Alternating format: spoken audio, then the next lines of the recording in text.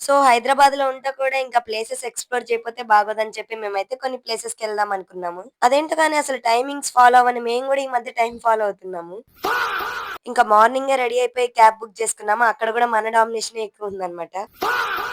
అసలు హైదరాబాద్‌లో morning tiffin దొరకనట్టు మేమైతే పానీపూరి తిందామని చెప్పైతే వెళ్ళాము. సో, నా ఫ్రెండ్స్ అందరూ పానీపూరి తింటే మనం కొంచెం డిఫరెంట్‌గా ఉండాలి కాబట్టి చాట్ ట్రై చేశామనమాట. తర్వాతయితే ఇంక అందరం లెమన్ సోడా అయితే తాగుదాం అనుకున్నాము. మనం వింటామా నేనొక్కదాన్నే బ్లూ కొరాకో అయితే తీసుకున్నాను. అసలు నా రియాక్షన్ చెప్పాలంటే అసలు వరస్ట్ ఫీలింగ్ అని చెప్పొచ్చు. హే! హే!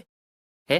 హే! ఇంక మన దరిద్రమంతా పక్కన పెట్టేసి మేమైతే టికెట్స్ తీసుకొని ఇంకా ఎన్టీఆర్ గార్డెన్స్‌కయితే వెళ్ళాము. మెయిన్ పర్పస్ ఏంటంటే ఏమన్నా చూడటానికి కాదనమాట. ఫోటో షూట్ కోసం అని చెప్పైతే వెళ్ళాము. మేమైతే ఇంకా కాంబో ఆఫర్ అని చెప్పి కొంచెం మోసపోయాము. బట్ హాంటెడ్ హౌస్ అయితే మాకు బాగా నచ్చింది. అసలు లిటరల్లీ అసలు చాలా భయమేసింది.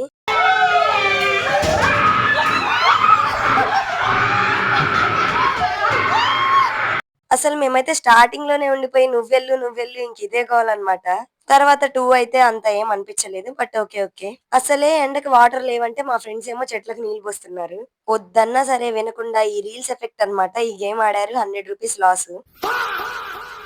ఇంకేముంది ఇంకో ఛాన్స్ ఇస్తా అన్నా సరే సైలెంట్‌గా అక్కడి నుంచి తప్పించుకొని పక్కకొచ్చేసాము. మళ్ళా బయటికి రాగానే ఆకలవుతుందని చెప్పి ఇంక మేమేమో ఫ్రైడ్ రైస్ అండ్ నూడిల్స్ అయితే తీసుకున్నాము. ఆ ప్లేట్ కనీసం ఒక పర్సన్‌కి కూడా సరిపోదు. ఏం చేస్తాం మన దరిద్రం అలానే ఉంది అనుకున్నాము. ఇంక తర్వాత వాటర్ మిలన్ తీసుకున్నాము. ఇది కూడా కప్ రూ. 30 చెప్పారు.